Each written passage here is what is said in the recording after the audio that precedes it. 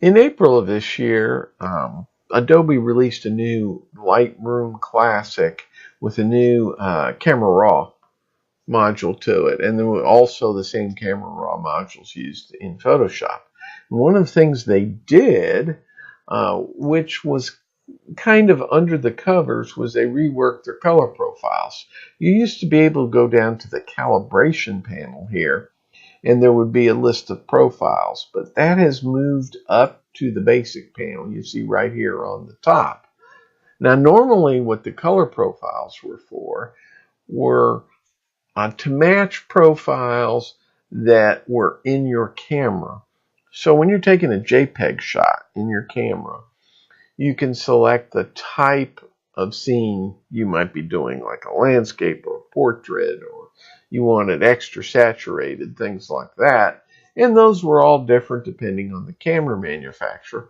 So Adobe had their own color, landscape, portrait, standard, vivid, which you can apply to raw files. So it's a profile for a raw file. Now the default that after April is always Adobe Color. If we go into the browse these profiles by clicking on this grid here, you'll see besides the Adobe RAW profiles, there's what they call the camera matching profiles. And those are going to be different depending on what manufacturer of camera you have. In this case, I took this photo at the Dios de los Muertos festival here in Memphis recently. And I was using my Olympus, and so the camera matching profiles, the muted, natural, vivid, portrait, if you looked on the settings on the back of my camera, those are the ones that I could have set if I was taking a JPEG. Now I do have more. Adobe just doesn't apply, supply all the ones that were in the camera, but here are the basic ones. But beyond the camera matching, they reworked the whole profile, color profile, and you'll see here in a minute what I mean, where you can apply artistic or creative profiles. And even though they call them profiles, these are really color LUTs. So you can import color LUTs from, you can get them online. We'll talk about that. Or you can create your own color LUTs. Which the great thing about it is you can use Photoshop to create them, and you can use controls that are not available in Lightroom but still have that kind of effect in Lightroom. And again, in later videos we'll talk about that. Before we go further with profiles, let me show you the difference, because they're sounding a lot like a preset. But presets are different. Notice I've done some minor tweaking to the photo here on the basic panel. If I decided I wanted to use, you can see over here on the left, one of the built-in Lightroom presets.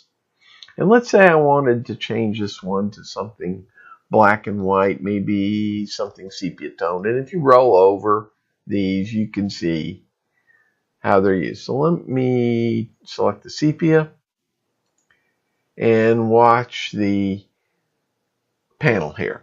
It destroyed whatever settings I already had. And that's what presets are. They're particular to the application that you're using, and they use the sliders and controls available in that application, and they basically set it for you. Now I could go in here and make some changes to it and tweak it up a little bit, but then it's really not the preset. It's the preset plus whatever changes I made. So let's get rid of this preset. I'm going to hit Control Z on PC or Command Z on Mac. And let's go back to a profile and see how profile's different. So let me pick one of the black and white profiles that are supplied by Adobe. And let's pick something. They don't have real good names like black and white 11, black and white 12. So you just have to kind of roll over and see what you like. Let's pick that one. That looks pretty natural. And let me close this out. Notice it didn't do anything to my basic panel. So I'm going to get the same look every time, but it's not overriding any settings that I have done. So it's almost like it's an invisible layer on top of the photo. Okay, you could also apply a preset now that would modify your basic panel, and you would still not affect the profile. So that's the big difference with profiles. Another difference is up here. It has an amount slider, sort of like an opacity slider. If you slide it all the way to the left, it gets rid of the effect. If you slide it this way, it increases the effect. And that's determined, how much latitude you have is determined by the creator of the profile or the creator of the lot. Okay, so that's basic profiles in Lightroom, or really LUTs, and you'll see that more later.